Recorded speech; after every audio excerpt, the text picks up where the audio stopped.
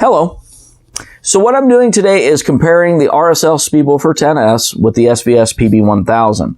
Now, for those of you who may have seen my video on why I chose the RSL Speedwoofer 10s, you might be sitting there going, well, wait a second, didn't you choose the RSL Speedwoofer 10s? Well, yes, I did. And what ended up happening was over the Memorial Day weekend, SVS ended up doing a big outlet sale, and they had a bunch of SVS PB1000s for the same $400 price tag as an RSL Speedwoofer 10s.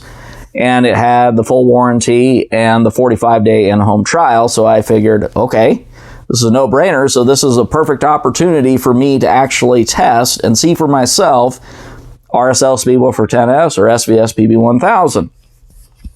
So obviously, people's comparisons are going to vary based on, personal taste, as well as the acoustics of the room that they're in. And I want to get that out of the way.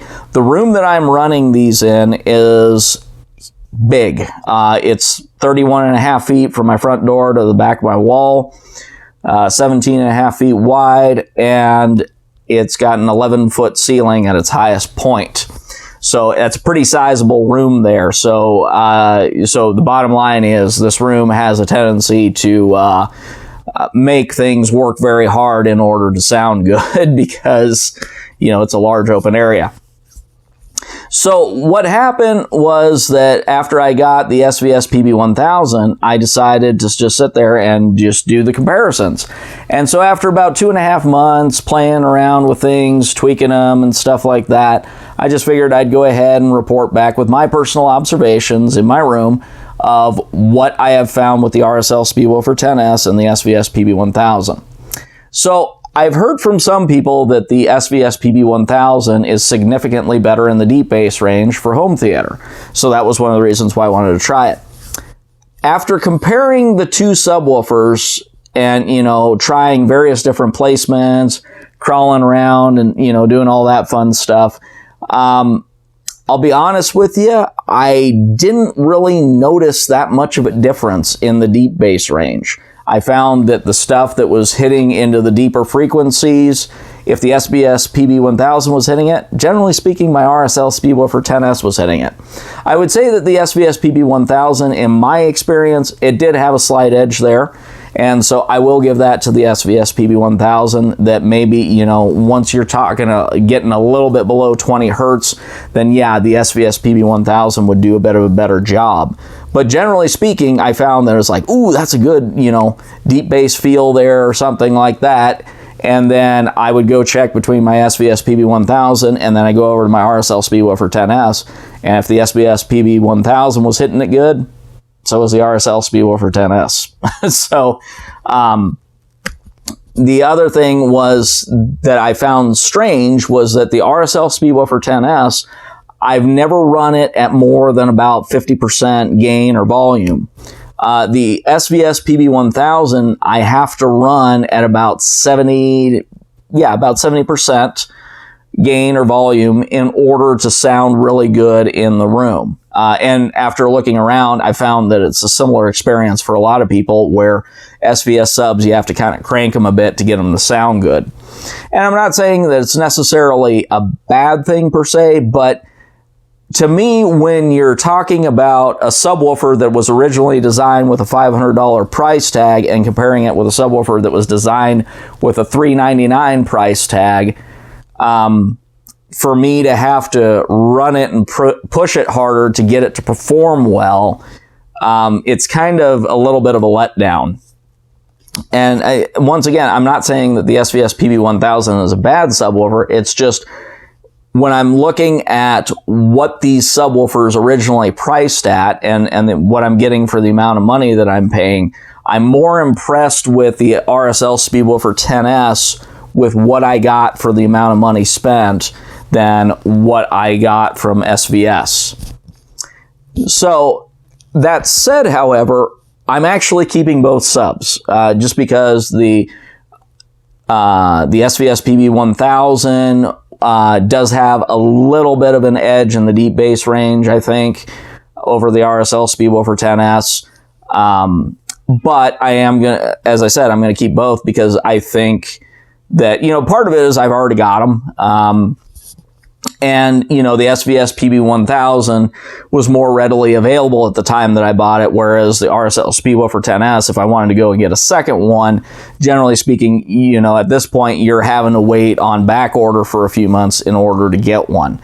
So it was just kind of one of those things where, you know, that slight little improvement in the deep bass range combined with availability, I just figured, what the heck, I'll just go ahead and keep both of them. And there are things that I like about each one, and why not, you know?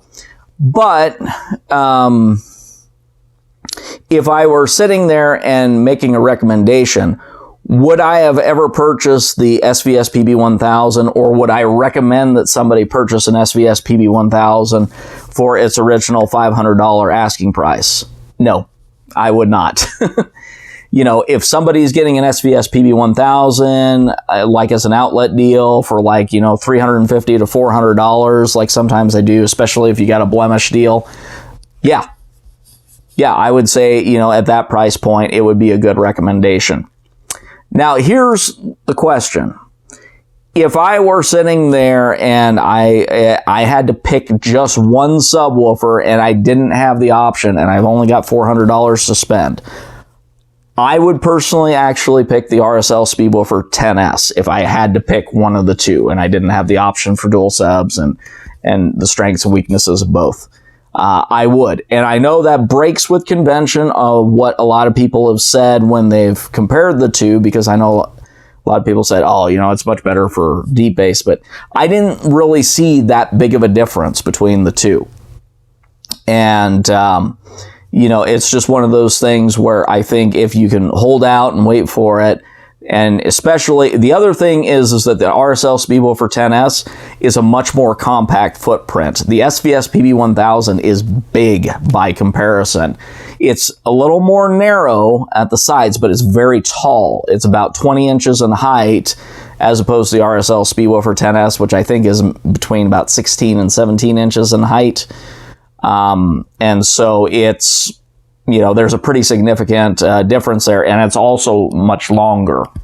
So if space is a concern, then I would definitely recommend the RSL Speedwoofer 10s.